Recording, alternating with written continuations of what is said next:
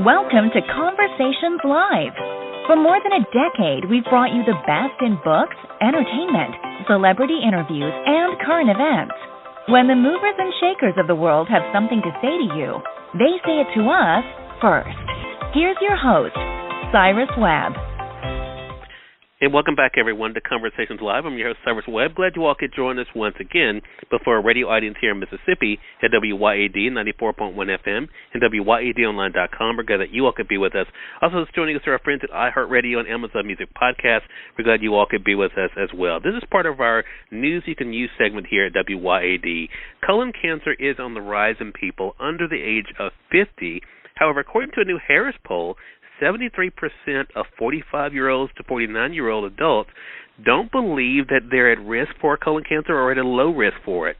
Colon cancer is one of the most commonly occurring cancers in both men and women in the U.S., and screenings may actually prevent or catch the disease before it becomes too serious. We're excited to welcome two great guests to our program today. We have Dr. Angela Nicholas, as well as a colon cancer survivor and screening advocate, Scott, to talk about not only their own experience, but also what you all need to know when it comes to screenings as well. Thanks to the two of you for the time. Really appreciate it. Thanks for having us, Cyrus. We appreciate it as well. Hey, the pleasure's definitely all mine. Dr. Nicholas, I want to begin with you. I fall in this category here. I'm 46 years old.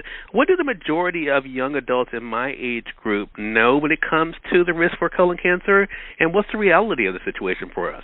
So despite the rising rate of colon cancer in young adults, many people consider themselves at no or low risk for colon cancer, and that's in fact not true. There is definitely a lack of awareness. Younger adults believe that they are at low or no risk. 2/3 of women believe that they're low or no risk. Hispanic adults understand they need to get screened regularly. You are at risk for colon cancer if you are over the age of 45 and you have a colon.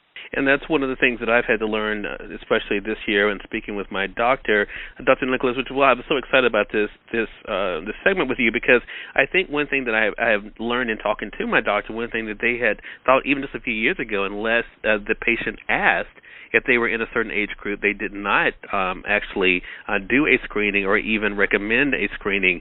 So though the incidence rates for colon cancer is rising in my age group, why have you found that screening levels remain low for us? Well, I think a couple things. The first is that people don't understand what average risk is and how it's defined.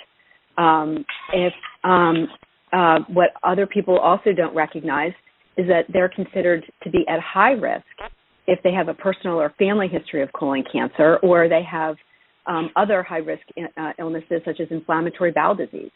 So they should be screened when they're younger than age 45. And then the other thing that's happened, Cyrus, is that we have shifted the screening age. So initially the screening age for colon cancer was 50, but with the rising incidence, the United States Preventive Services Task Force, the American Cancer Society got together and looked at the data.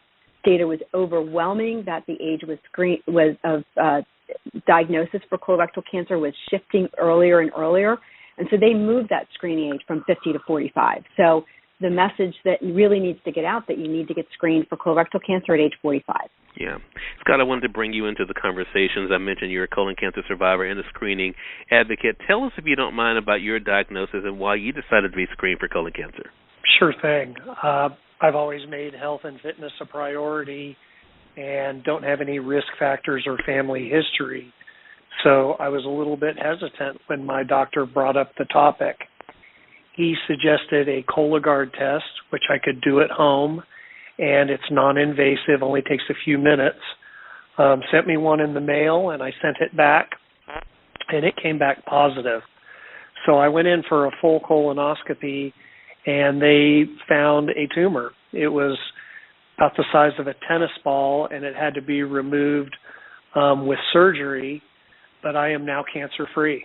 And I think, again, Scott, and I appreciate you sharing, a part of your own journey with us. I think it really does kind of drive the point home for our audience here as to why this is such an important topic. Dr. Nicholas, I should mention, too, talk to us about your personal connection to this issue. My husband, John, was diagnosed with stage 4 colorectal cancer at age 45, and he died when he was 50. When he was alive, he really made it a mission to tell everybody when they should get screened. And so he's passed that torch along to me, and now I'm here to educate all of America about getting screened at age 45 or younger if you are at higher risk.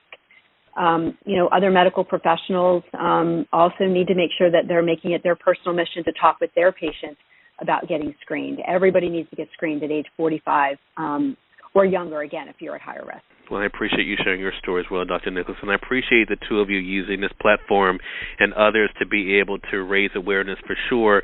Scott, given that colon cancer is the third most commonly occurring cancer in both men and women, we should say, what advice do you have based on your own experience about steps they should be taking today? I think the key is to get screened. Talk to your doctor if you're 45 or sooner if you have any kind of risk factors. And decide what's best for you. The reality is cancer doesn't wait. Traditionally, people think about it once they turn 50, but if you go over to Cologuard.com, there's a lot of good information there, and you can consult with your healthcare professional and decide what the best path is for you. All right.